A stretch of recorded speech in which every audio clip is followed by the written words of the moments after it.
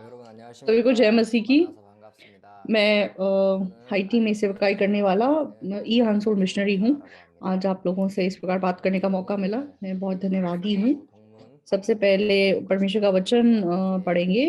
मत्ती 하이티에서 13 अध्याय देखेंगे। 전쟁에서 일하신 मत्ती 하나님의 사역을 13 있어서 또 24 से पढ़ेंगे। 감사한 마음이 있습니다. ईशा ने एक और 먼저 दृष्टांत दिया, स्वर्ग का राज्य 사도행전입니다. उस मनुष्य के समान है जिसने अपने खेत में अच्छा बीज बोया।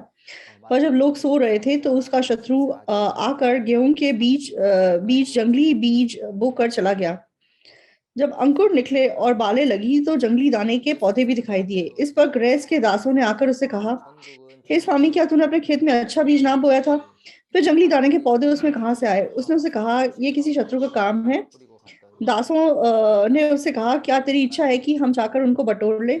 주인의 उसने कहा, 종들이 नहीं, ऐसा ना हो कि जंगली दाने के पौधे बटोरते हुए तुम उनके हाथ गेहूं भी उखाड़ दो। 그러면 कटनी तक 그날부터 दोनों को एक साथ 하나님의 बढ़ने दो, और कटनी के समय 원수 मैं काटने वालों से कहूंगा कि पहले जंगली दाने के पौधे बटोर कर जलाने के लिए उनको गट्ठे बांध लो और गेहूं को मेरे खत्ते में इकट्ठा करो। 뽑다가 उसने 곡식을 굽을 उन्हें 것이요 एक और दृष्टांत दिया, स्वर्ग का राज्य राई के दाने के समान है जिसे किसी मनुष्य ने लेकर अपने खेत में बो दिया। 자라지는 वह 못하고 सब बीजों में से छोटा तो था, पर जब बढ़ जाता है तब सब 곡식은 साग 무화과나무 पात में बड़ा होता है 같다. 또 비유를 और 베풀어 말하되 ऐसा पेड़ हो जाता है कि आकाश के पक्षी आकर उसकी 사람이 डालियों पर बसेरा करते हैं। 심은 겨자씨 같으니 32 तक पढ़ा। 이는 모든 씨보다 작은 것이로되 तो सच में 자란 후에는 나물보다 커서 मुझे आप लोगों से बात 열매가 करने का 많고 मौका आज मिल रहा है, मैं बहुत धन्यवादी हूँ। 천국에 깃들이느니라. 32절까지 읽었습니다. तो मैं भी मतलब बहुत मुश्किलें पैदा करने वाला व्यक्ति था, 또 여러분들 लेकिन मैंने देखा कि एक दिन मैं मिशनरी बन गया और आज मुझे हाइटी में रहते हुए 10 साल हो गए हैं। 참 내가 तो मतलब मैंने 이대로 전도사역을 했다는 उन दिनों 것을 में कभी ये नहीं सोचा कि मैं भी कभी मिशनरी बन सकता हूँ, लेकिन अब जब मैं पीछे मुड़ के देखता हूँ तो परमेश्वर ने सच में बहुत ही बहुमूल्य मार्ग पे मेरी अगुवाई की है। 사건을 일으키고 사고 तो 많이 इसलिए मैं बहुत खुश हूँ 시간이었는데 और आप लोगों के साथ वचन बांटने का मुझे मौका मिल पा रहा है। मैं बहुत आशा से भरा हुआ हूँ। 하이티에 살고 있는 지 10년이 तो कुछ 되었습니다. महीने पहले 참 그때는 내가 मैं हाइटी से करीबन 4 घंटे की दूरी पे एक और शहर है, मैं वहाँ पे रहता हूँ। 참 이제 그런 마음이 들어서 굉장히 मतलब मैं क्या कहते हैं, 이런 말씀을 준비하고 नॉर्थ के साइड कोई चर्च में कोई हमने नया चर्च खोला था। मैं डेडिकेशन सर्विस के लिए गया था और वापस आते हुए मतलब कुछ डाकू हमें मिल गए। 수도에 사는 तो इन दिनों में मतलब हाइटी के हालात बहुत खराब हैं। 하와이라는 तो 지방에 जिस दिन मैं वापस आ रहा था 있는데요. तो 거기가 उस दिन 가장 도시에서 मतलब हालात काफी 북쪽에 있는 도시예요. बिगड़ने वाला जैसे दिन शुरू हुआ था। 해상도로 तो 올라갔다가 다시 उससे 돌아오고 पहले 있는데 जब हम जा रहे थे तब तक 엄청난 मतलब हालात इतने खराब नहीं थे, कोई 사실 ऐसी बड़ी समस्या नहीं थी।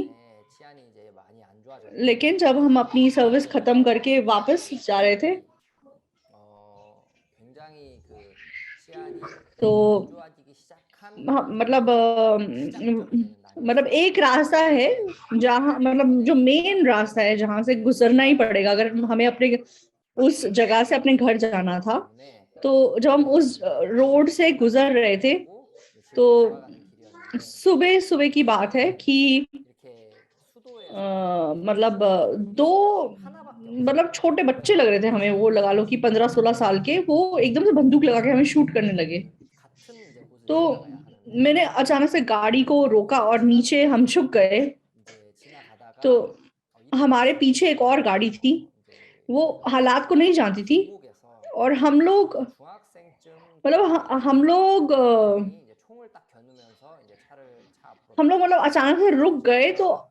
अब हमें समझ में नहीं आ रहा था कि क्या होगा और एकदम से लाइक बंदूक की आवाज, गोलियों की आवाजें सुनाई देने लगी। 저희 뒤에 따라오던 또 तो 다른 차는 이제 앞에 상황을 모르고 이제 तो 저희 मैं 뒤에 तब 있었기 때문에 मैं मतलब समझ नहीं पा रहा था कि हमारी गाड़ी को गोलियां लग रही हैं या साइड वाली 있었어요. 왜냐하면 이제 뒷차의 상황을 모르니까 मतलब गाड़ी को गोलियां लग रही हैं।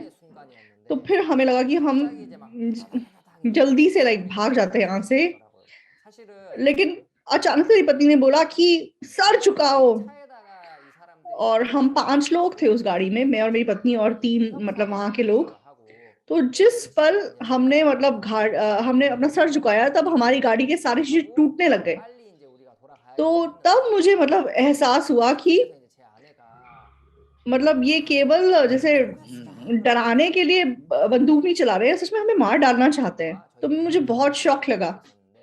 있었는데 तो 고개를 숙이는 तो 숙임과 동시에 이제 차 유리가 막 깨지기 तो 시작하더라고요. गाड़ी पे लगातार बंदूकों की आवाज आ रही थी 이제 और हमें ये भी नहीं समझ आ रहा था कि मतलब गोलियां कहाँ से आ रही है और कहाँ को जा रही हैं। हर तरफ से गोलियों की आवाज आ रही थी और 정말 죽이려고 हमारे जो पीछे गाड़ी थी 너무 उन्होंने मतलब जैसे ही उनको बंदूकों की आवाज आई उन्होंने मतलब मुड़ गई और भाग गए वो लोग। लेकिन लेकिन हम लोग क्योंकि उनके आगे थे हम लोग मुड़ भी नहीं पाए उनकी वजह से और हमारी गाड़ी ने सारी गोलियां खा ली और अब मतलब हमारी गाड़ी स्टार्ट भी नहीं हो रही थी। 저희 뒤에 있던 차는 총소리가 इसलिए मतलब हम उन गैंगस्टर्स के बीच में मतलब फंस के रह गए तो मुझे बहुत शौक लगा। तो मैं मतलब एक मेरा मिशनरी स्टूडेंट गाड़ी चला रहा था और मैं साथ में बैठा हुआ था। 차가 이제 뒤로도 못 तो 가고 गाड़ी अब मतलब स्टार्ट ही नहीं हो रही थी। तो इस भाई ने क्या बोला, 차 시동이 तो इस भाई ने एकदम से दरवाजा दरवाजा इस भाई ने दरवाजा खोला और मतलब भागना शुरू कर दिया।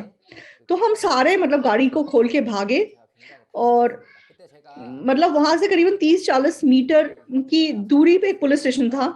तो ये भाई एकदम से मतलब दरवाजा खोला और भागने लग गया। 이제 안 걸리는 형제가 तो मुझे तब तक मतलब मैं इतना शौक था कि मुझे समझ में नहीं आ रहा था कि मैं करूँ तो क्या करूँ। लेकिन मैंने जब एकदम से देखा कि ये भाई एकदम से लाइक भागने लग गया, मतलब मुझे ऐसा लगा कि हम सबको छोड़ के मतलब चला गया, भाग गया। तो मैं फिर ड्राइवर सीट पे आ गया। 경찰서로 뛰었습니다. 저는 तो 그때까지만 해도 이제 मुझे लगा कि मैं इस गाड़ी को कैसे भी करके हिलाऊं और इस गैंगस्टर से दूर ले जाऊं। 이 형제가 갑자기 뛰길래 तो जब मैंने खुद मतलब गाड़ी स्टार्ट करने की कोशिश की तब मुझे समझ में आया कि ये गाड़ी असलियत में स्टार्ट नहीं हो रही है। 혼자 가면 어떡하나. तो तब से मैं बहुत शौक हो गया कि अब क्या किया जाए। 제가 이제 तो पीछे से 운전석으로 मेरी मतलब पीछे जो पत्नी बैठी थी और एक सामने बैठी थी वो चीखने लग गए 멀리 내가 और मतलब लगातार गोलियों की आवाजें आ रही थी। तो मतलब हम लोग बहुत शॉक हो गए। 시동을 거는데 이제 시동이 안 걸리는 겁니다. 제가 그때부터 तो ये भाई मतलब 시작했어요. 왜냐하면 पुलिस स्टेशन की तरफ गए और वहां से मतलब आवाजें आनी शुरू हुई। 제 아내나 तो वो भाई एक्चुअली मतलब वहां से चिल्ला रहा था कि आप लोग जल्दी भाग के इधर आओ, जल्दी भाग के इधर आओ। 고개도 들 수가 तो 없고 मैंने अपने पति को बोला कि भागो, 제가 이제 당황을 पुलिस स्टेशन की ओर भागो। 근데 तो मेरी पत्नी बोलती कि नहीं मैं नहीं भाग सकती, मैं बाहर नहीं निकल सकती इस गाड़ी से। मतलब हर तरफ से बंदूकों की आवाजें आ रही है, तो मतलब मरने वाली बात हो गई। तो मतलब हम गाड़ी के अंदर है तो भी इतनी गोलियां चला रहे हैं, तो अब बाहर कैसे जाएं? तो मैंने अपनी पति को बोला कि हम यहाँ पे अगर बैठे रहेंगे तो मर जाएंगे, हमें भागना ही पड़ेगा। तो वो बोली कि मेरे मतलब पैर जैसे जम गए, मैं भाग ही नहीं सकती। तो जो समोनिम थी पीछे उसने बोला कि मैं पहले भागूंगी। तो वो समोनिम भागी, फिर एक और को पास था वो भागा और जब इन्होंने मतलब 여기 어차피 있어도 죽는다. तो फिर मेरी पत्नी भागी और फिर मैं लास्ट में भागा 저희가 막 실랑을 하고 있으니까 और हम मतलब पुलिस स्टेशन के अंदर घुस गए। 우리 현지 सा모가 तो पुलिस स्टेशन के मतलब 그래 가지고 이제 우리 현지 사모님이 뛰고 그다음에 현지 तो पुलिस स्टेशन में जब हम पहुंचे तो ये पुलिस स्टेशन की तरफ भी लाइक फायरिंग कर रहे थे। तो जैसे ही हम पुलिस स्टेशन के अंदर घुसे तो पुलिस ने हमें बोला कि सर झुकाओ। 제가 이제 마지막으로 뛰었어요. तो हम बिल्कुल लाइक लेटने के बराबर जमीन पे झुक गए 뭐 경찰서 안으로 और मतलब कितना टाइम तक हम बस बिना हिले लाइक बैठे रहे। 경찰서로 이제 총을 쏘니까 तो फिर जब मतलब गोलियों की आवाज थोड़ी थमी तो हम मतलब अंदर जाके पुलिस स्टेशन के अंदर जाके छिप गए। 바로 고개를 숙이라 그러. 바로 이제 땅에 엎드리라고. तो हमने जाके क्या देखा कि 바닥에 그냥 पुलिस स्टेशन का जो शीशा था वो हर जगह से मतलब टूटा हुआ था, 내가 한참을 그러고 있어. खिड़कियों के शीशे। तो मुझे पता चला कि ये भी जगह सुरक्षित नहीं है। तो चाहे हम पुलिस स्टेशन के अंदर घुस गए लेकिन मुझे इतना बड़ा शौक लगा और मुझे समझ नहीं आ रहा था कि अब क्या किया जाए। तो तब मेरे मन में क्या आया कि सबसे पहले मैं पासपा को फोन करता हूँ, सबसे पहले मैं पासपा को रिक्वेस्ट करता हूँ कि हमारे लिए प्रार्थना करो। तो मैंने सबसे पहले पासपा को फोन किया। तो सच में हम लोग होश में नहीं थे और हम चाहे पुलिस स्टेशन के अंदर थे। तो तब 3 पुलिसमैन थे लाइक पुलिस स्टेशन में, लेकिन पुलिसमैन भी डर रहे थे इसलिए वो बाहर नहीं जा रहे थे। मतलब ऐसे हालात थे। तो मतलब वो जगह किसी भी हालात में मतलब सुरक्षित नहीं थी। तो मैं उस टाइम की कुछ फोटोज आप लोगों को दिखाना चाहता हूँ, इसलिए मैंने कुछ फोटोज तैयार की हैं। 정신도 없었고 경찰서 아니라고 해도 경찰들이 그 당시에 이제 3명이 तो 그 경찰서를 지키고 있었는데 경찰들도 무서워서 못 나가고 있고 상황이 너무 तो 안 यहाँ 좋은데 पे अगर आप 고기가 देखते 이제 हैं 편하지가 않은 ओ 제가 오늘 여러분들께 좀 그때 당시 사진을 좀 보여드리려고 사진을 좀 मतलब हमारी गाड़ी है, तो ये कैसे हमको 경찰서 गोलियां 안에 लगी 이제 थी। 여기 보시면 이제 तो 여기가 그때 당시 दूसरी फोटो में जब आप देखते हैं 저희 이제 तो 차가 총 ये 맞았던 이 자리인데 मेरी पत्नी मतलब वो सेकंड सीट पे 두 बैठी हुई थी, 번째 पिछले सीट 사진에 पिछले। तो 여기가 이제 두 번째 जो 차예요. बाद में जब मैंने इस गाड़ी को देख के मतलब मैं इतना शॉक हो गया 아내가 앉아 있었는데 कि 제가 이 나중에 이제 이 사진을 보는데 너무 이 차를 이제 보는데 너무 아찔하더라고요. 왜냐하면 मेरी पत्नी मतलब जिस जगह पे मतलब बैठी थी वहां पे चाहे वो कितना भी सर झुका ले, अगर वो बिल्कुल जमीन तक नहीं झुकती तो उसके कहीं ना कहीं मतलब ऐसी जगह गोली जा रही है कि उसके जरूर लग जाती। तो पिछले सीट पे लाइक 3 लोग बैठे हुए थे, तो एकदम से मतलब गोली आर पार गई। लेकिन बहुत हैरानी की बात है कि हम पांचों में से किसी को भी कोई चोट नहीं आई और मतलब कुछ नहीं हुआ हमको। और ये आखिरी जो फोटो है मैंने पुलिस स्टेशन से खींची है।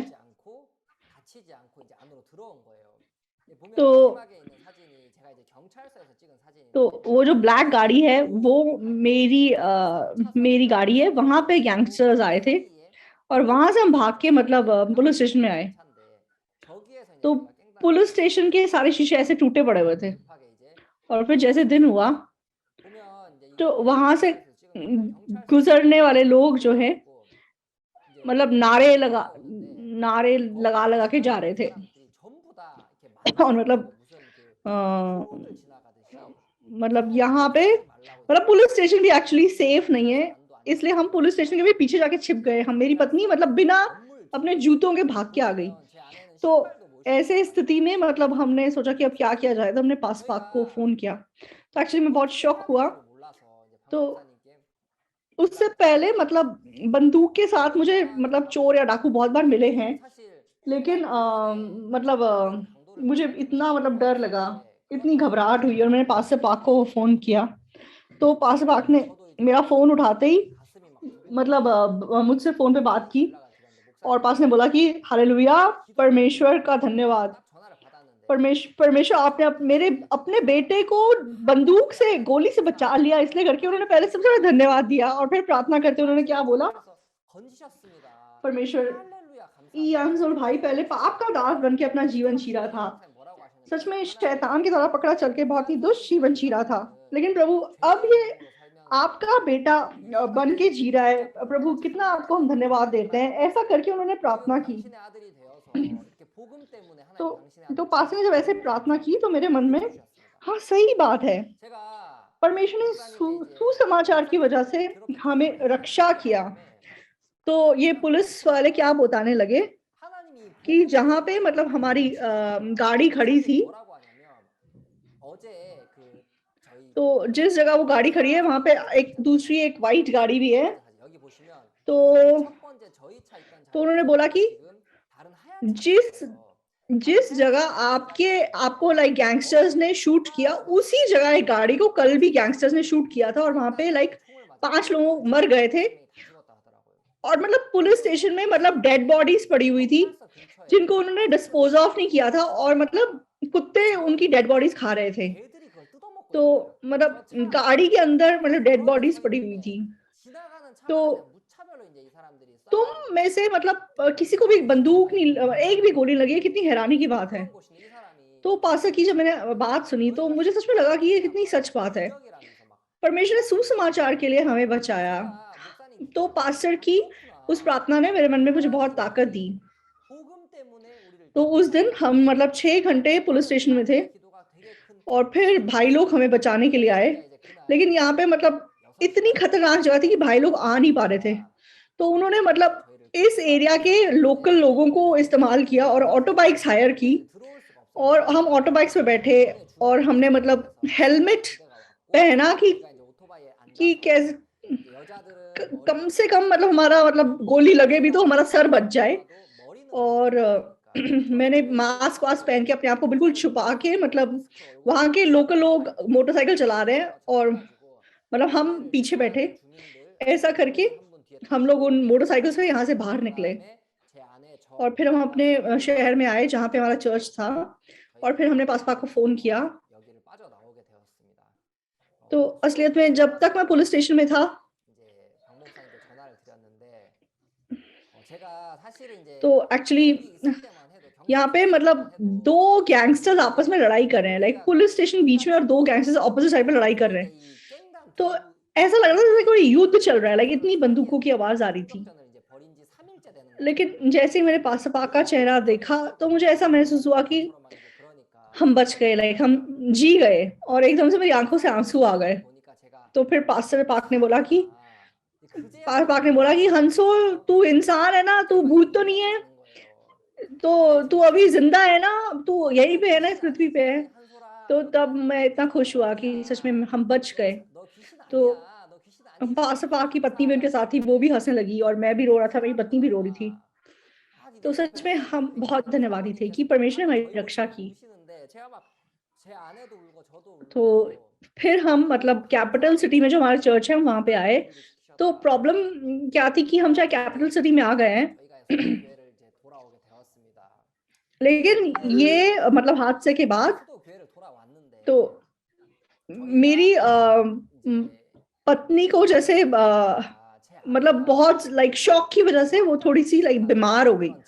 तो मतलब उस दिन 6 घंटे जैसे हम बंद थे और मतलब बंदूकों के बीच में थे, इसलिए वो उसको बहुत लाइक शॉक लग गया।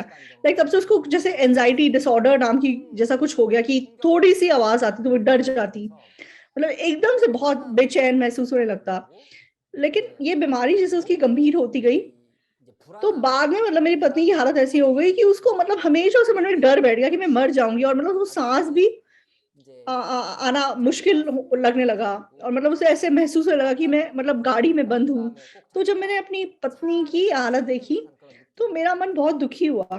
तो फिर मैंने पास्टर को फोन किया, पास्टर अभी मेरी पत्नी ऐसी हालत में है। 너무 이제 제 마음이 이제 아팠습니다. लेकिन 그래서 제가 이제 उसके कुछ ही दिन के बाद मतलब पास्टर पाक 현재 좀제 अमेरिका में आने वाले थे, अमेरिका में कुछ उनका स्केड्यूल था, तो उन्होंने बोला कि तुम अमेरिका आ सकते हो। 미국에 그때 이제 लेकिन तभी मतलब ऐसा टाइम था कि हमारा मतलब क्या कहते हैं, हमारा पासपोर्ट एक्सपायर होने वाला था, और वो पासपोर्ट को एक्सटेंड करने के लिए हमें मतलब 또 만료돼가지고 अमेरिका जाना था। तो हम 미국에 अटलांटा गए 신해야 되는 상황이라서 और 저희가 아틀란타로 가게 됐어요. अटलांटा में हम लोग पास्टर पाक को मिले। 가서 감사한 게 मेरी पत्नी लाइक पास्टर पाक को मिली। 아틀란타에서 मेरी पत्नी ने पास्टर पाक को क्या बोला कि पास्टर उस दिन के बाद मुझे बहुत बेचैन महसूस होता है और मुझे मतलब नींद नहीं आती है, 목사님께 और मुझे एकदम से मतलब ऐसा जब मुझे बहुत एंजाइटी होती है, मुझे लाइक सांस आना बंद हो जाता है और मुझे ऐसा लगता है कि मैं मर जाऊंगी। 한 번씩 तो उसने अपनी ये सारी बात पास्टर को बताई।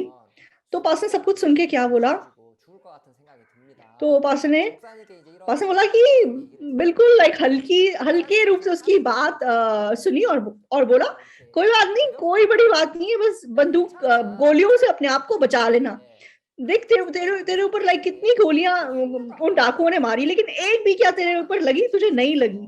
उसके बाद पास्टर ने लाइक मतलब प्रार्थना किया मेरी पत्नी के लिए और बोला कि परमेश्वर आप इसको मतलब हिम्मत दो, और आप जब भी हमें मुश्किलें देते हैं उसके बाद आप मजबूती से काम करते हैं।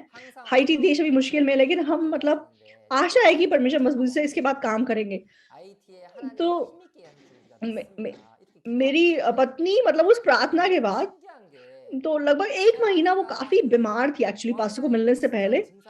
लेकिन पास्टर को मिलके जिस दिन उसके मन में मतलब ये विश्वास आया कि हाँ सही बात है कि परमेश्वर ने मेरी रक्षा की। चाहे मतलब उन डाकुओं ने इतनी गोलियां हमारे ऊपर मारी, लेकिन फिर भी हमें से एक भी मतलब हमें एक भी गोली नहीं लगी और हमें परमेश्वर ने बचाया। तो जब मेरी पत्नी के मन में ये मन आया तो एकदम से ब्राइट हो गई, और मतलब जो डर उसके मन में था वो जैसे खत्म हो गया और वो बिल्कुल लाइक ठीक हो गई। और तब से जब से वो लोगों को मिलती है वो क्या बोलती है कि नमस्ते, मैं दुनिया की सबसे खुश समोनिम हूँ, मैं हाइटी की समोनिम हूँ। वो ऐसे करके लोग सबको अपना परिचय देने लगी। तो एक्चुअली तो जब मैं अटलांटा पहुंचा तब एक्चुअली मेरे मन में ऐसा मन था, मुझे लाइक हाइटी में रहते हुए 9 साल हो गए थे, तो मुझे ऐसा मन था कि शायद मैं हाइटी दोबारा नहीं जा पाऊंगा, क्योंकि मेरी पत्नी की अगर हालत ऐसी है और हाइटी में अभी हालात लाइक लगातार खराब हो रहे हैं, लगातार मतलब गोलियों की डाकुओं की आवाजें आती हैं, तो ऐसे हालात में मैं कैसे अपनी पत्नी को वापस लेके जा सकता हूँ। तो मेरा मन बहुत निराशा से भरा हुआ था और मतलब भाई बहनों का चेहरा मुझे एक एक करके याद आ रहा था, तो मैं बहुत मतलब दुखी था उनके बारे में सोचते हुए। लेकिन जब मैं पास्टर से मिला मतलब उस दिन, तो मेरे मन में भी ऐसा मन आया कि हाँ, परमेश्वर ने मेरी रक्षा की। तो चाहे हमने इतनी बड़ी मुश्किल का सामना किया, लेकिन उस मुश्किल के अंदर भी परमेश्वर ने हमारी रक्षा की। और इस मुश्किल के बाद लाइक परमेश्वर मजबूती से हमारे हाइटी देश के लिए काम करेगा। तो जब ये मन हमारे मन में आया, तो हमारे मन में मतलब दोबारा से एक जलता हुआ मन उत्पन्न हुआ कि हम हाइटी वापस जाएं जल्दी से, और मतलब हम इतने आशा से भर गए। तो पास्टर फिर अटलांटा से गए, उसके बाद कुछ दिनों के बाद मतलब हाइटी में बहुत बड़ा भूकंप आया। तो पिछली बार जब भूकंप आया था तो बहुत लोग लाइक वहां पे मर गए थे। तब मतलब जहाँ पे मतलब क्या कहते हैं, जहाँ मैं रहता हूँ उसे 4 घंटे दूरी पे मतलब भूकंप आया था।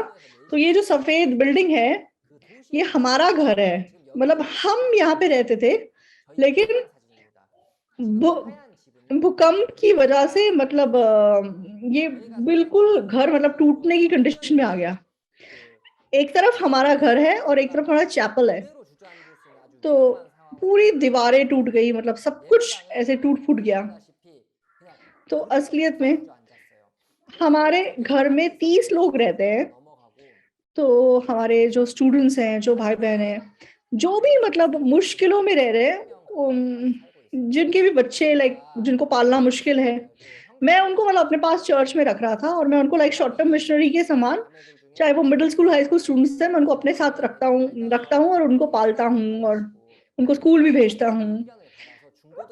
तो उनके लिए अकेडमी वगैरह भी हम करते हैं। तो ऐसे 30 लोग हमारे साथ चर्च में रहते हैं। लेकिन अद्भुत रूप से तो परमेश्वर ने एक को भी मतलब चोट नहीं लगने दिया। तो खास करके जिस शहर में मतलब हम रहते थे, मतलब वहां पे इतना बड़ा भूकंप आया। तो मैंने कहा कि पास मैं हाइटी वापस जाना चाहता हूँ, क्योंकि हमारे भाई बहन बहुत मुश्किल है। तो फिर मैंने एकदम से टिकट खरीदी और मैं हाइटी वापस आ गया। तो मेरे मन में लगातार ऐसा मन था कि भूकंप की वजह से मतलब मैं हमारे भाई बहन कितने परेशान होंगे, और वैसे ही मतलब ये गरीब देश है और मतलब भाई बहन कितनी मुश्किलों में होंगे। तो मैं जैसे ही वापस आया, तो मैं अपने भाई बहनों से मिलने लगा। तो जैसा आप फोटो देख रहे हो, तो मैं कैसे भाई बहनों को मिलने गया। ऐसे ऐसे लोग जो कि मतलब जिनके घर टूट गए और वो टेंट में रह रहे थे, और मतलब जिनके सड़क के किनारे रह रहे थे। लेकिन बहुत अद्भुत बात है कि हमारे भाई बहनों का चेहरा तो भी मतलब इतना उज्जवल है ऐसे हादसे के बावजूद। तो हमें मतलब वो गोली का हादसा हुआ, उसके बाद 2 महीने हम अमेरिका रहे और हम वापस आए। तो जब मतलब जब मैं भूकंप के बाद हाइटी वापस आया, तो भाई बहन इतने हैरान हो गए जैसे कि वो किसी भूत को देख रहे हैं, और वो इतने मतलब खुश हो गए कि आप यहाँ फिर वापस आ गए। अभी इतनी खतरनाक जगह है, यहाँ पे भूकंप आया है। तो वो बोलेगा कि पास्टर अगर हम आपकी जगह होते तो हम कभी ऐसी जगह नहीं आते, लेकिन आप सच में हमारे पास वापस आ गए। तो वो लोग मुझे गले लगाने लगे और इतने खुश होने लगे। तो सबके घर टूट गए थे और मतलब वो टेंट में रह रहे थे। मुझे मतलब बहुत दुख हुआ उनको ऐसी हालत में देख के। तो मैंने पूछा कि आप लोग मुश्किल में नहीं है, मतलब अभी कैसे आप नहाते धोते हैं, कैसे आप रहते हैं? जब मैंने ऐसे पूछा, तो मुझे इतनी हैरानी हुई कि भाई बहनों ने सबने मुझे क्या बोला कि मिशनरी 2010 में एक बहुत बड़ा भूकंप आया था। तो तब हम बहुत मतलब असुरक्षित महसूस कर रहे थे और हमें लग रहा था हम ऐसे ही मर जाएंगे, हम ऐसे ही श्रापित हो जाएंगे। तो हम बहुत मतलब असुरक्षित थे। लेकिन आप यहाँ आए और आपने हमें सुसमाचार प्रचार किया। तो सुसमाचार सुनने के बाद इस बार फिर से हमने भूकंप का सामना किया, लेकिन हमारा मन इस बार बहुत शांति में है। तो सच में मौत के सामने जब हम खड़े हुए, तो हमारा मन मतलब बिल्कुल भी बेचैन नहीं हुआ। तो हमारे मन में हाँ दोबारा भूकंप आ गया, ऐसा मन रखने की बजाय हम ऐसी आशा रख सके कि चाहे हम इतनी मुश्किल में हैं, लेकिन परमेश्वर ने हमारे लिए स्वर्ग तैयार किया हुआ है। तो मेरा घर स्वर्ग में है। तो जब हम उस उद्धार के बारे में सोचते हैं जो हमने पाया है, तो फिर मतलब हमारा मन असुरक्षित महसूस करने की बजाय सच में हमारा मन धन्यवादी और खुशी के मन से भर सका। तो हमारे मतलब भाई-बहन की परिस्थिति चाहे इतनी खराब थी, लेकिन कोई भी मतलब निराशा में नहीं था। तो सब लोग मतलब अ, मतलब आशा के साथ रह रहे थे। तो मतलब उनके घर टूट गए हैं, इसलिए टेंट में बहुत सारे लोग इकट्ठा होके रह रहे हैं। मतलब हमारे भाई-बहनों को छोड़ के लाइक बाकी लोग सारे लाइक निराश हैं, हमारे घर टूट गए, हमारे पास कुछ नहीं है, ये है, वो है। लेकिन हमारे भाई-बहनों के चेहरे इतने उज्ज्वल हैं। हाँ, परमेश्वर ने हमें सुसमाचार दिया है। चाहे हमारा घर चला गया है, लेकिन हमारे पास सच में अनंत काल का घर है। तो जैसा कि आप देख सकते हैं कि ये भाई-बहन मतलब इतने उज्ज्वल चेहरे रखे हुए हैं और मतलब इन्होंने अ, स मतलब जो बाकी लोग थे वो इनको देख के इतने हैरान हो गए कि लाइक इतनी परेशानी में लेकिन आप लोग कैसे इतने खुश दिखाई दे रहे हैं, तो इन्होंने उनको सुसमाचार प्रचार करना शुरू किया। तो तब इतने सारे लोगों ने उनसे सुसमाचार सुन के उद्धार पाया। तो मैं जब वापस आया तो मतलब इनको देख के मैं इतना खुश हो सका। सच में ये सुसमाचार जो हमारे पास है, चाहे इतनी बड़ी विपत्ति आई कि मतलब इतना बड़ा भूकंप आ गया, चाहे मरने की हालत हो गई, लेकिन सच में ये सुसमाचार हमारे मन में ऐसी परिस्थिति में भी आशा दे सकता है, खुशी दे सकता है। तो सच में मैं भी मतलब जब इस बार चाहे डाकुओं से मिला और बहुत निराशा में था, लेकिन पास-पास में क्या बोला कि चाहे हाइटी मुश्किल में है, लेकिन परमेश्वर मजबूती से काम करेगा। तो ये बात सुन के भी सारे भाई-बहन साथ-साथ खुश हुए और अद्भुत रूप से मैंने थोड़ी देर पहले जैसे आपको फ़ोटो दिखाई थी कि हमारा मतलब चैपल पूरा टूट गया था। तो म जैसा आपको यहाँ पे दिखाई दे रहा है, तो एक्चुअली हमने एक ये अपना टेम्परेरी चैपल बनाया था जो बिल्कुल टूट गया था। लेकिन प्रॉब्लम क्या हुई, बहुत सारे घर जैसे आस-पास भी टूट गए। तो अब ये घर ऐसा है कि यहाँ पे मतलब रह नहीं सकते। इसलिए तो हमारे जो 30 मेंबर्स जो हमारे साथ रहते थे, जिनके पास अपने-अपने घर थे, मैंने उनको घर भेज दिया कुछ समय के लिए और 15 लोग और मैं और चर्च का सारा सामान लेके हम लोग 2 महीने मतलब किसी एक जगह पे रहे थे। तो हमें मतलब नया चैपल ढूँढना था जहाँ हम शिफ्ट कर सकें। लेकिन ऐसा मतलब घर नहीं था बिकॉज़ भूकंप की वजह से सारे घर टूट गए थे। तो मेरे मन में ऐसा बना है कि चाहे ये मुश्किल है, लेकिन पास्टर कहते हैं कि परेशानी के बाद हमेशा मजबूती से परमेश्वर काम करता है। तो अद्भुत रूप से हमारे मतलब हमारे भाई-बहनों से उस अर्थक्वेक के द्वारा मतलब किसी को चोट नहीं आई, कोई मतलब मरा नहीं। तो इस प्रॉब्लम का सामना करने के बाद भाई-बहनों को मतलब सुसमाचार की और महत्वता समझ में आई और सुसमाचार उनको बहुत बहुमूल्य लगने लगा। तो मुझे ऐसा आशा था कि परमेश्वर अब से हमारे लिए काम करेगा। तो अद्भुत रूप से 2 महीने के अंदर परमेश्वर ने हमें मतलब बहुत ही अच्छा एक चैपल दिया। तो ये फ़ोटो मतलब हम लोग एक टेंट में रहते थे। ऐसी जगह रह रहे थे हम लोग। तो मतलब जिन लोगों के पास मतलब जैसे बिल्कुल उनके सर पे छत नहीं थी, तो हमने ऐसे करके मतलब टेम्परेरी टेंट्स बनाए कि कम से कम मतलब हवा से, बारिश से बच सकें। तो हमारे भाई ये सारे मतलब ऐसी जगहों पे रह रहे हैं, लेकिन ये कितने खुश हैं, जैसे आप इनका चेहरा देख सकते हैं। तो हमने ऐसे मतलब टेंट बनाए भाई-बहनों के लिए और आस-पास समाचार किया और उसके बाद परमेश्वर ने लाइक हमें एक तो मतलब उसके बाद हमने सब भाई-बहनों के मतलब बहुत अच्छा एक घर बनाया और हमने वहाँ शिफ्ट किया। तो एक्चुअली जो हमारा पुराना घर जो था वो बहुत अच्छी लोकेशन में था, लेकिन वहाँ से करीबन 10 मिनट पैदल की दूरी पे सेम एरिया में बहुत अच्छी जगह पे मतलब इतना बड़ा चैपल जहाँ करीबन 200 लोग बैठ सकते हैं, उससे भी बड़ा मतलब चैपल जिसमें बड़ा लॉन भी है और और बहुत ही मतलब स्ट्रॉन्ग घर जो बिल्कुल मतलब जिसके ऊपर भूकंप का कोई असर नहीं पड़ा, वहाँ पे हम लोग शिफ्ट कर सके। तो तो वहाँ पे फिर क्या हुआ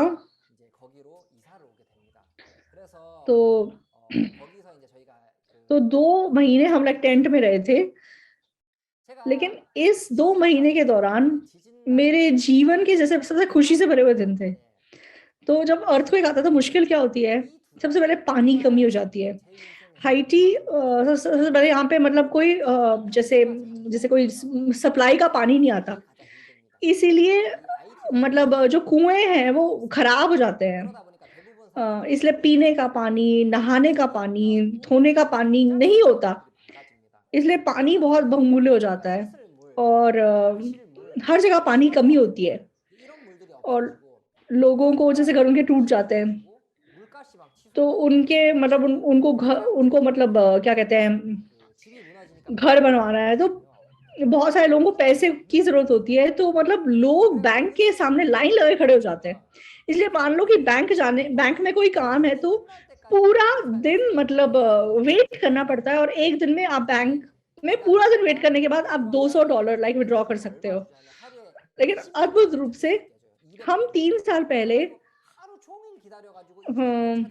हमें कंपनी के मालिक को मिले थे जो मतलब कुएँ खोदते हैं और हमारा एक भाई वहाँ मतलब नौकरी करता था और मैंने वहाँ के मालिक को सुसमाचार किया। तो उस ऊपर जो फ़ोटो है, तो बीच में मतलब जिसने येलो टी-शर्ट पहना है, वो मतलब मालिक है कंपनी के।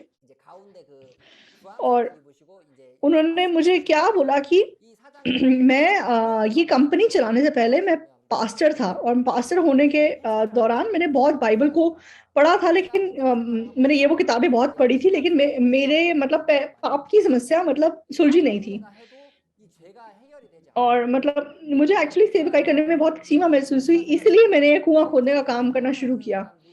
लेकिन आपकी बात सुन के मुझे सच में ऐसा महसूस हुआ कि आप सच बोल रहे हो और ऐसा करके इसने बहुत मन खोला।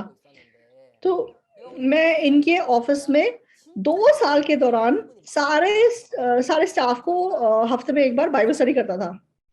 तो ये बाइबल स्टडी के बाद की फोटो है। तो 2 साल लगातार हम वहाँ पे बाइबल स्टडी करते थे।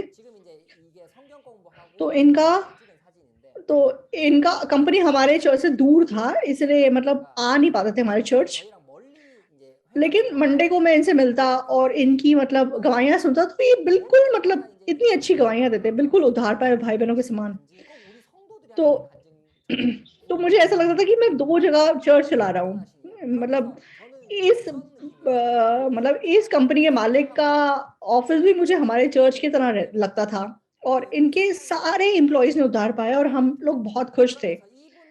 लेकिन जब हमारा चैपल टूट गया और हम लोग जब लाइक तंबू में रह रहे थे, तो तो बहुत सारे लोग ऐसे ही रह रहे थे, तो वहाँ पे पानी की कमी और मतलब ये वो बहुत सारी चीज़ों की कमी थी और तो ये कंपनी के मालिक को पता चला कि मैं ऐसी जगह पे रह रहा हूँ, तो उनको मतलब मेरी बहुत चिंता हुई। तो इन्होंने क्या किया कि अपने कंपनी से एक मतलब पूरा टैंकर भर के पानी हमारे पास भिजवा दिया। तो एक्चुअली अर्थक्वेक के टाइम पे लाइक पानी बहुत प्रेशियस होता है, लेकिन हमें मतलब इस मालिक की वजह से हमें पानी की कोई कमी नहीं थी। हमें मतलब हमेशा ये टैंकर भर के पानी भेज देते थे। तो नहाना, धोना, कपड़े धोना मतलब अच्छा पानी हमें मिलता रहता था।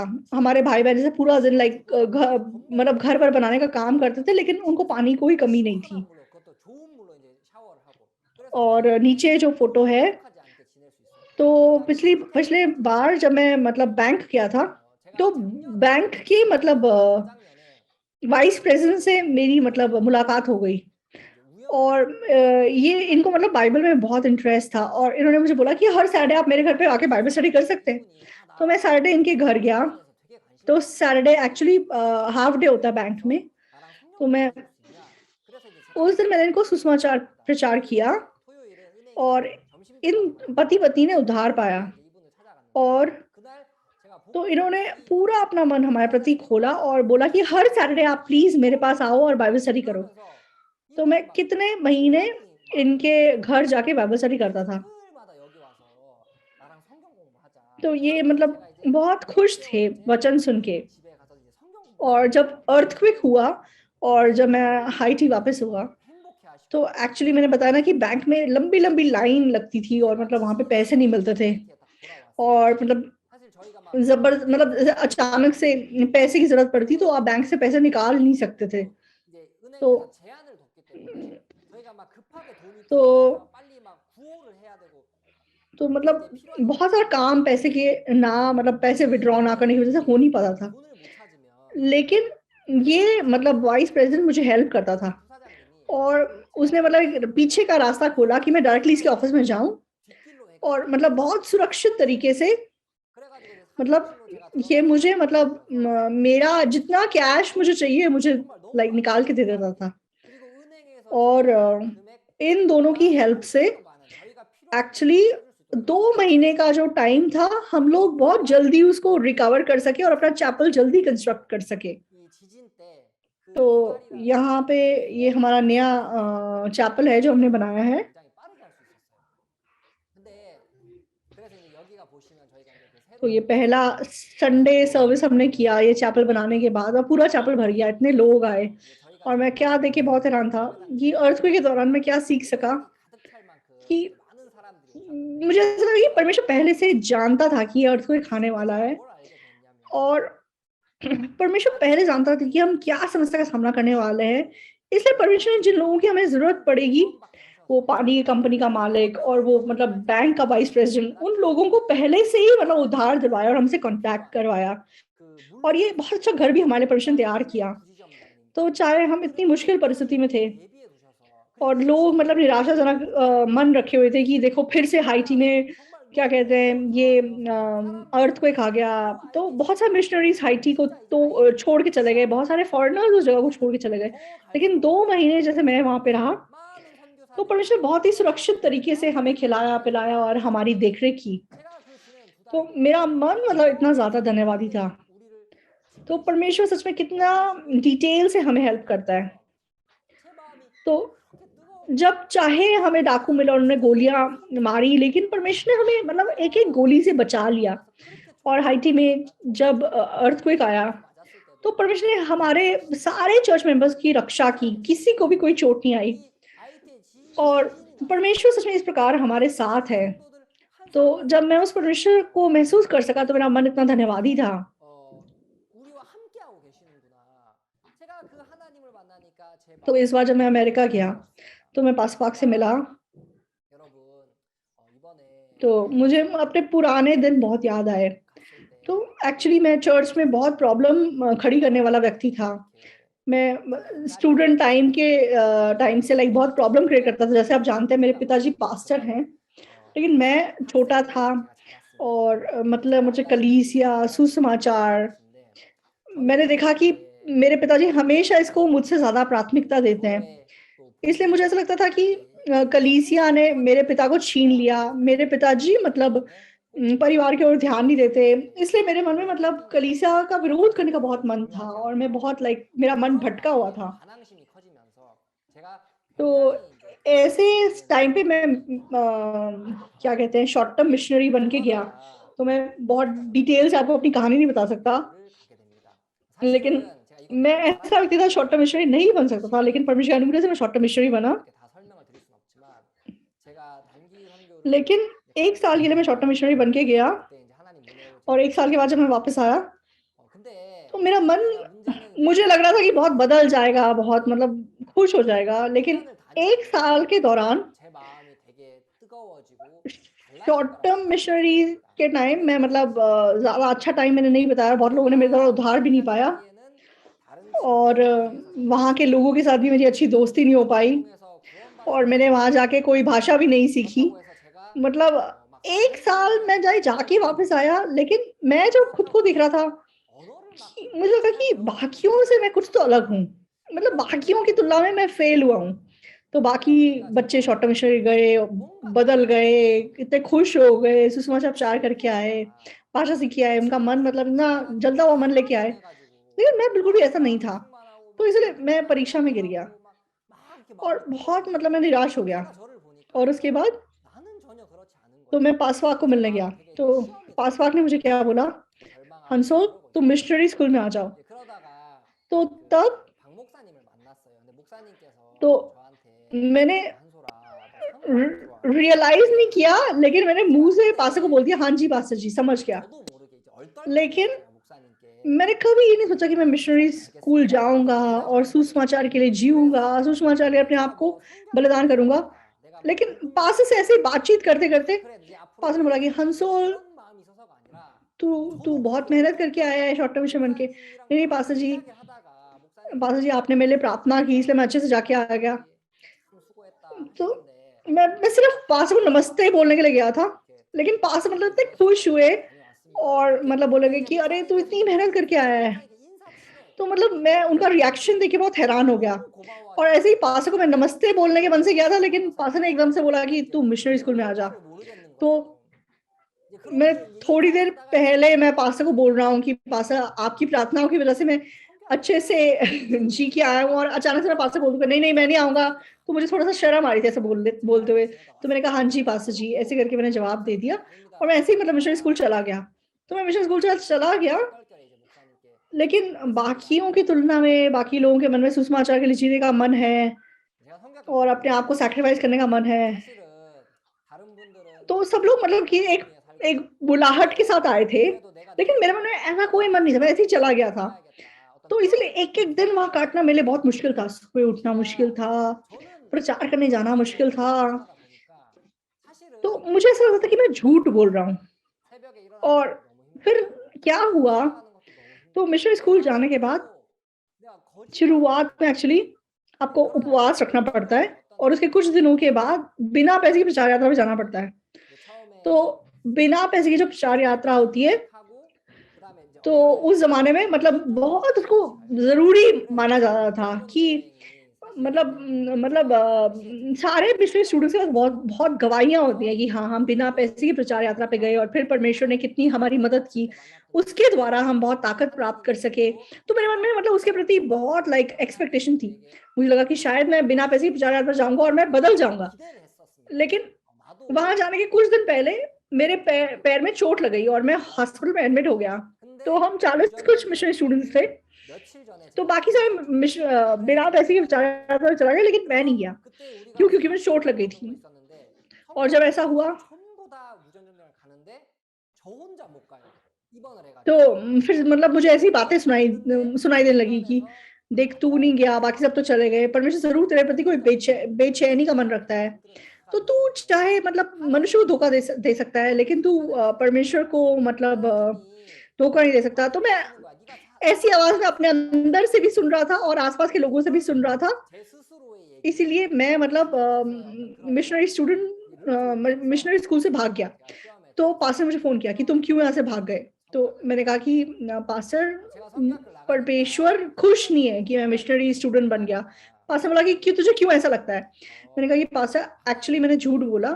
पास्टर मेरे पास मिशनरी स्कूल आने का कोई मन नहीं था और मेरे पास सुसमाचार के लिए जीने का कोई मन नहीं था, लेकिन आपने क्योंकि बुलाया और आप इतने प्यार से मुझे बुला रहे थे, आपने मुझे मिशनरी स्टूडेंट भी मतलब शॉर्ट टर्म मिशनरी बना के भी भेजा, तो आपने मुझे बुलाया तो मुझे आपको ना करते हुए बुरा लग रहा था, इसीलिए मैं आ गया। लेकिन मेरे पास मतलब कोई वरदान नहीं है सुसमाचार करने का, और इसलिए मुझे लगता है कि परमेश्वर खुश नहीं है कि मैं यहाँ पे हूँ। तो पास्टर पूछा कि तू क्यों ऐसा सोचता है। तो मैंने कहा देखो पास्टर सारे प्रचार यात्रा पे गए लेकिन मैं नहीं गया, सब लोग जा सके, मैं क्यों नहीं जा सका। तो परमेश्वर खुश नहीं है कि मैं यहाँ पे हूँ, इसलिए ऐसा हुआ, इसलिए मैं यहाँ पे नहीं रहना चाहता हूँ। ऐसा करके मैंने पास्टर को बोला, तो पास्टर हंसने लग गए।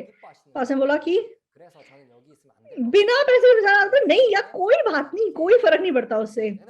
तो अभी तेरे पास चाहे कोई मन नहीं है, उससे कोई फर्क नहीं पड़ता, तो वापस आ जा। तो पास में एक बार फिर से मेरा मन पकड़ा, तो फिर मैं फिर से मिशनरी स्कूल आ गया।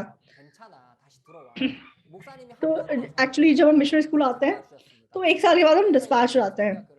तो मेरे पिताजी मिशनरी स्कूल जाके 6 महीने में डिस्पैच हो गए थे, लेकिन मैं मिशनरी स्कूल में मतलब 6 साल रहा। तो कुछ लोग मुझे कहते हैं कि तू क्या यहाँ पे एमए की पढ़ाई कर रहा है, हाँ पीएचडी कर रहा है कि तू 6 साल से यहीं पे बैठा हुआ है। 6 साल कौन मिशनरी स्कूल में बैठता है। तो मैं क्यों 6 साल वहां पे रहा, क्योंकि 6 साल में से 3 बार मैं भाग गया कि मैं नहीं रह सकता यहाँ पे। मैं क्यों बदलता नहीं हूँ? मैं कैसे यहाँ रह सकता हूँ? ऐसा सोच के मैं 3 बार भाग गया। तो फिर पास बुलाते, फिर मैं वापस आ जाता, तो फिर मैं भाग जाता, फिर पास बुलाते फिर आ जाता। तो ऐसे करके 6 साल बीत गए। लेकिन एक दिन मेरे मन में सोच आई, तो मैं 6 साल यहाँ पे बिता दिए, तो मैं कब तक ऐसे भागता रहूँगा? तो मैंने कहा कि मैं पास्टर को जाके ऑफिशियली बता देता हूँ और परमिशन लेके यहाँ से चला जाता हूँ। तो मैं पास्टर के पास गया, तो मैंने पास्टर को सब बताया कि 6 साल मैं यहाँ कैसे रहा हूँ। पास्टर, मैं 6 साल मिशनरी स्कूल में हूँ, लेकिन पास्टर मेरे द्वारा एक ने भी उद्धार नहीं पाया। तो पास्टर अभी भी प्रचार करना मुझे बहुत मुश्किल लगता है। पास्टर मेरे द्वारा किसी ने उद्धार नहीं पाया। तो पास्टर वो चलो मान लेते हैं ऐसा हो गया, लेकिन कम से कम अगर मैं मिशनरी स्टूडेंट हूँ, तो चाहे मेरे द्वारा किसी ने उद्धार नहीं पाया, लेकिन कम से कम मेरे मन में सुसमाचार प्रचार करने का मन तो होना चाहिए। कम से कम मेरे मन में सुसमाचार को प्यार करने का मन तो होना चाहिए। लेकिन पास मैं 6 साल से यहाँ पे हूँ, मेरे पास ना तो सुसमाचार प्रचार करने का मन है, ना तो मेरे अंदर सुसमाचार को प्यार करने का मन है। पास मैं जब अपने आप को देखता हूँ, तो मुझे सच में लगता है कि मेरा यहाँ रहना ठीक नहीं है। मुझे दुनिया पसंद है। मैं अभी भी सिगरेट पीता हूँ। पास्टर अभी तक मुझे अपने दोस्तों को मिलना पसंद है। पास्टर आपने मेरे जैसे व्यक्ति को आप कैसे मतलब सेवकाई करवा सकते हैं? तो पास्टर मेरे जैसे व्यक्ति कैसे मिशनरी बन सकता है? तो पास्टर मेरे लिए प्लीज आप मुझे परमिशन दे दो कि मैं चला जाऊं यहाँ से। तो मैंने मतलब ऐसे करके डिटेल से पास्टर पाक को बताया और पास्टर पाक ने मेरी बात सुनी और फिर अचानक से एक सवाल पूछा, हंसोल लेकिन तूने उद्धार पा लिया? अचानक से बोला। तो मैंने कहा कि पास्टर मैंने आत्मिक जीवन तो ठीक से नहीं जिया है, लेकिन पास्टर मैं इस मिशन में पैदा हुआ हूँ और मैंने बहुत सुसमाचार सुना है, इसलिए पास्टर मैंने उद्धार पा लिया है। तो तेरे अंदर पाप नहीं है? मैंने कहा हाँ जी पास्टर, बाकी सब तो मुझे नहीं पता है और मैंने बहुत पाप भी किया है, लेकिन ये मुझे पक्का पता है कि मेरे अंदर पाप नहीं है। तो पास्टर ने बोला कि अरे तेरे अंदर कैसे पाप नहीं है? पूरी दुनिया को पता है कि तूने क्या पाप किया है और तू कह रहा है कि तेरे अंदर पाप नहीं है। मैंने कहा पास्टर जी आप मतलब ऐसी बात करें तो मैं सच में क्या बोलूं, मुझे शर्म तो आ रही है, लेकिन फिर भी पास्टर जी ये पक्का है कि मेरे अंदर पाप नहीं है। पास्टर लगती तुमने कभी आत्मिक जीवन नहीं जिया और आप मतलब कौन सा मूल है कि तुम बोल सकते हो कि तुम्हारे अंदर पाप नहीं है? ऐसा कैसे बोल सकते हो तुम? तो मैंने कहा पास्टर सच में मैं कुछ बोलने लायक तो नहीं हूँ आपके सामने, लेकिन ये पक्की बात है कि मेरे अंदर पाप नहीं है। तो उद्धार मैंने पक्का पा लिया है। तो फिर पासवाक ने क्या बोला? पासवाक का फेस एक्सप्रेशन एकदम बदल गया। उसने बोला हंसोल तूने उद्धार पा लिया, तुझे पता है इसका मतलब क्या है? तो पास्टर जब अचानक से अलग तरीके से बात करने लगे तो मतलब पास्टर बोला कि तुझे पता है कि उद्धार पाने का मतलब क्या है? उद्धार पाने का मतलब है कि तेरे अंदर यीशु मसीह जिंदा है। तू मेरी बात ध्यान से सुन। यीशु मसीह वो केवल उनके लिए नहीं मरा जो अच्छा आत्मिक जीवन जीते हैं, जो उसकी आज्ञा मानते हैं, उसके लिए वो क्रूस पे नहीं मरा है सिर्फ उनके लिए। यीशु मसीह सब लोगों के लिए क्रूस पे मरा है। यीशु मसीह को जो गाली देते थे, यीशु मसीह उनके लिए भी क्रूस पे मर गया। जो यीशु मसीह को जानते नहीं उनके लिए भी वो क्रूस पे मर गया। जिन्होंने यीशु को धोखा दिया वो उनके लिए भी क्रूस पे मर गया। तो यीशु मसीह कुछ लोगों के लिए मरा ऐसा नहीं है, यीशु मसीह सब लोगों के लिए क्रूस पे मर गया। इसलिए उसने हमें धर्मी ठहराने के लिए वो जी उठा। तो लोग क्यों नरक जा रहे हैं? पाप की वजह से नहीं जा रहे हैं। यीशु मसीह ने उनके सारे पाप धो दिए हैं, लेकिन क्यों वो नरक जा रहे हैं? क्योंकि वो इस सच्चाई पे विश्वास नहीं करते। तो अगर तूने उद्धार पाया है तो वो यीशु मसीह जिसने हमें धर्मी बनाया है और हमें हमारे धर्मी ठहराने के लिए वो जी उठा है, तो वो तेरे अंदर जिंदा है। तो अब तेरे अंदर सुसमाचार प्रचार करने का मन नहीं है, तू सुसमाचार को चाहे प्यार नहीं करता, लेकिन तेरे अंदर जो यीशु मसीह है वो ऐसा नहीं है। तो उस यीशु मसीह की ओर देख, वो यीशु मसीह तेरे जीवन की अगुवाई करेगा। तो जब मैंने वो बात सुनी तो मैं हैरान रह गया। तो मैं मतलब शॉर्ट टर्म मिशनरी भी फेल हुआ और मतलब मिशनरी स्टूडेंट बन के भी मैं 6 साल ऐसे ही बैठा हुआ हूँ, कुछ नहीं कर रहा हूँ यहाँ पे और मेरे पास सुसमाचार प्यार करने का मन अभी भी नहीं है। मैं हमेशा यही सोचता हूँ कि मतलब मैं फेलियर हूँ, मैं नहीं कर सकता, मुझसे नहीं होगा। मैं हमेशा ऐसा मन रख के जिया हूँ। लेकिन ऐसे मेरे अंदर भी यीशु मसीह जीवित है। तो उस दिन पहली बार मेरे अंदर यीशु मसीह जीवित है ये मैं जान सका। और उसके बाद बहुत अद्भुत बात क्या थी, तब से सच में मेरा जीवन बदल गया और तब से मैं सच में मिशनरी बन के ऐसे डिस्पैच हो सका। तो दोस्तों, आज मैंने मत्ती 13 पढ़ा, तो यहाँ पे मालिक जो है वो अच्छा बीज बोता है। तो अगर उसे अच्छा बीज बोया तो अच्छा मतलब अंकुर लगना फूटना चाहिए। लेकिन लेकिन एक दिन जब उसके नौकरों ने आके देखा तो जंगली पौधे दिखाई दिए। तो मतलब नौकर मालिक से पूछते हैं, तो आपने तो अच्छा बीज बोया था, तो यहाँ क्यों मतलब जंगली पौधे दिखाई दे रहे हैं? तो मालिक कहते हैं कि शत्रु ने ये काम किया है। शत्रु ने आकर जंगली बीज बो दिया है, गेहूं के बीच में जंगली बीज बो दिया है। तो फिर नौकर लोग पूछते हैं कि हम क्या करें, हम ये निकाल के फेंक दें? लेकिन अद्भुत बात क्या है, बाइबल में क्या लिखा है? मालिक कहते हैं कि उनको ऐसे ही छोड़ दो। जब तुम्हें जंगली दानों को उखेड़ोगे तो अच्छा बीज भी लाइक खराब कर दोगे। इस बात की मैं चिंता करता हूँ, उनको एज इट इज छोड़ दो। तो ये बात सुनकर सच में मैं हैरान रह गया। तो मेरा मन बिल्कुल इन दास के समान, हाँ मैंने वचन तो सुना है, वचन सुनने के टाइम पे मेरा मन बहुत खुश था। लेकिन कुछ दिन के बाद सो के उठने के बाद मेरे अंदर हमेशा जंगली पौधे मुझे दिखाई दिए। तो मैंने हमेशा जंगली पौधों से लड़ाई करने की कोशिश की। अब फिर मेरे मन में क्यों ऐसा मन आ रहा है, मैं क्यों ऐसा सोच रहा हूँ? मैं लगातार अपने आप से लड़ाई कर रहा था कि मैं इन जंगली पौधों को निकाल के उखेड़ के फेंक सकूं। कि मैं जंगली जंगली पौधों को उखाड़ता, फिर से निकल के आते, जंगली पौधों को उखाड़ता, फिर निकल के आ जाते। और अंत में मैं मतलब थक गया, हार गया। तो तो ये व्यक्ति, हाँ देखो, उस दोस्त के द्वारा तो लोग परमेश्वर काम करेगा, इस व्यक्ति के द्वारा तो परमेश्वर काम करेगा। तो एक दिन मतलब सच में वो जंगली पौधे उखेड़ते उखेड़ते मैंने अच्छा बीज भी उखेड़ दिया। लेकिन परमेश्वर का सेवक सच में बिल्कुल इस स्वामी के समान, उन्होंने मेरे अंदर उस जंगली पौधे को निकालने का मन नहीं रखा। तो उन्होंने मुझे कभी ये नहीं बोला तूने फिर से ऐसा क्यों जी रहा है, तू फिर से ऐसा क्यों सोच रहा है, तू फिर से ऐसा क्यों कर रहा है, उन्होंने ये नहीं बोला। उन्होंने मेरे मन की दिशा को किस तरफ मोड़ा, जंगली पौधों की तरफ नहीं। उन्होंने मेरे मन में मुझे यीशु मसीह की ओर फोकस करने के लिए बनाया। मालिक का मन लाइक फोकस जंगली पौधों पे नहीं कर रहा है, मालिक का फोकस गेहूं के पौधों के ऊपर है।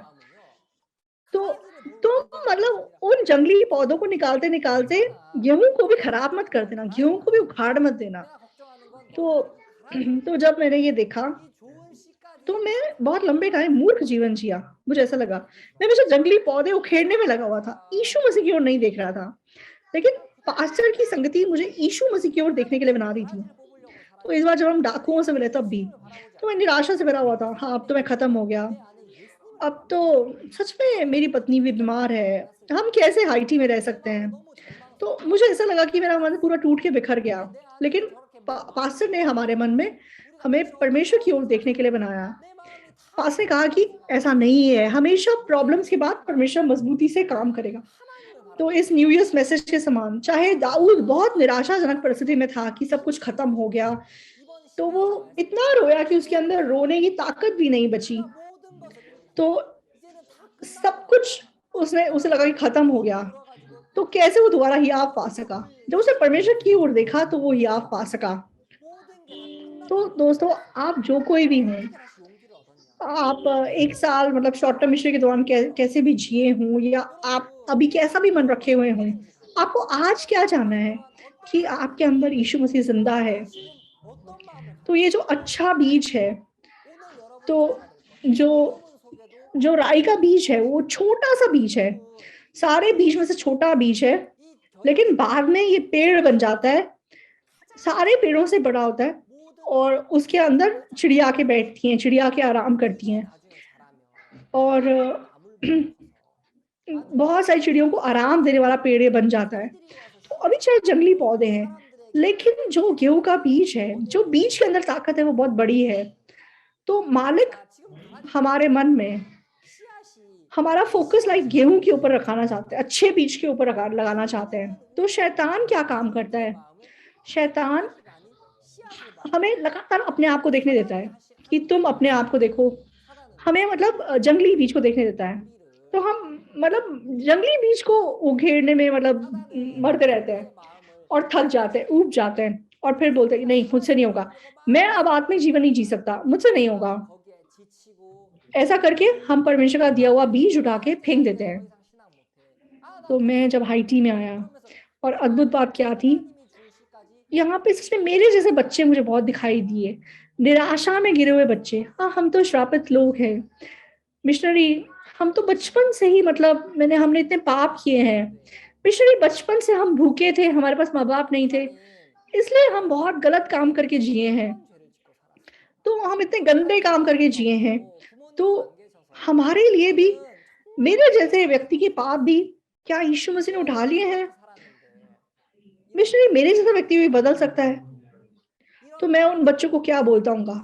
तो मैं क्या उनको बोलूँगा कि तुम इतने गंदे काम क्यों करते हो? तुमने क्यों ऐसा किया? इतना बुरा क्यों किया? मैं उनको ऐसा नहीं बोल सकता। क्यों? क्योंकि मैं उन बच्चों से बदतर था। मैं उन बच्चों से ज़्यादा बुरा जीवन जिया था और मैं भी सोचता था कि मेरा कुछ नहीं हो सकता। मैं भी सोचता था कि मैं श्रापित हूँ, मैं फेलियर हूँ, मेरा कुछ नहीं हो सकता। लेकिन ऐसे व्यक्ति को भी परमेश्वर ने बदल दिया। इसलिए मैं बच्चों को नहीं बोल सकता कि तुम्हारा कुछ नहीं हो सकता, तुम नहीं बदल सकते। इसलिए जब मैं इन बच्चों को मिलता हूँ तो सच में परमेश्वर ने इन बच्चों को सुसमाचार पहुँचाने के लिए मुझे यहाँ भेजा। इसलिए परमेश्वर ने मुझे लाइक मुश्किल दी।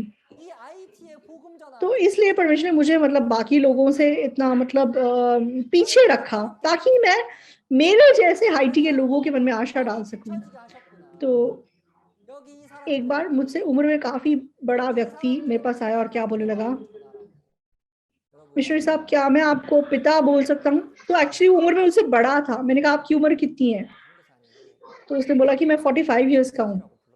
तो मैंने कहा कि मैंने कहा भाई साहब मैं आपसे कितना छोटा हूँ, आप मुझे कैसे पिताजी बोल सकते हैं? तो उन्होंने क्या बोला कि मिशनरी साहब मैं एक अनाथ हूँ, मैंने कभी अपने पिता का चेहरा नहीं देखा है और मैंने बहुत पाप करके अपना जीवन जिया है। लेकिन आपको मिलने के बाद मैंने सुसमाचार सुना और मेरे मन में ऐसा मन आया कि मान लो अगर मेरा पिता जिंदा होता तो वो भी शायद आपकी तरह मुझसे बात करता कि बेटा तू कर सकता है, बेटा तेरे अंदर यीशु मसीह है, बेटा कोई बात नहीं, तेरे अंदर यीशु मसीह है। तो मिशनरी किसी ने कभी जिंदगी में मुझे ऐसी बात नहीं बताई जैसे आपने बताई है। तो मैंने बहुत कोशिश की, बहुत मेहनत से जीने की कोशिश की, लेकिन मुझसे नहीं हो पाया, इसलिए मैंने बहुत गलत काम किए। लेकिन जब मैंने आपका वचन सुना तो ऐसे मेरे अंदर सच में यीशु मसीह है। अगर मेरा भी कोई पिता होता तो वो भी जैसे आपने मुझसे बात की वो वैसे ही बात करता। तो आपको मिलने के बाद मैं उस पिता के मन को महसूस कर सका जिसे मैंने कभी देखा नहीं है। तो दोस्तों मतलब हाईटी में जाने के बाद बहुत लोग गरीबी मुश्किलों में जी रहे हैं, लेकिन मुझे यहाँ जीकर बहुत खुशी है। क्यों? क्योंकि यीशु मसीह हमारे साथ है। यीशु मेरे जैसे व्यक्ति के द्वारा भी काम कर रहा है। दोस्तों आप 1 साल के दौरान जब आप शॉर्ट टर्म मिशनरी का अपना पीरियड खत्म करके आप वापस आए हैं, तो अगर आप वहाँ जाके आए हैं और अगर आपने उद्धार पाया है तो आपके अंदर भी यीशु मसीह जीवित है। और जैसे पासवाक ने बोला, हमारे जो आईवाईएफ स्टूडेंट्स हैं वो 10 साल 20 साल के बाद पूरी दुनिया की अगुवाई करने वाले लीडर्स बनेंगे। तो आप लोग भी उस वादे के अंदर हैं, आप इस सच्चाई को कभी भी भुलाइएगा मत। आप निराश मत होइए कि बहुत जंगली पौधे हैं, ये मत सोचिए कि क्यों मतलब मेरे पास इतनी प्रॉब्लम्स है। आपके अंदर जो बीज है, जो ये वचन का बीज है, तो वो बहुत बड़ी ताकत रखता है। तो मैं ये अब हम यही तो करेंगे, प्रार्थना करेंगे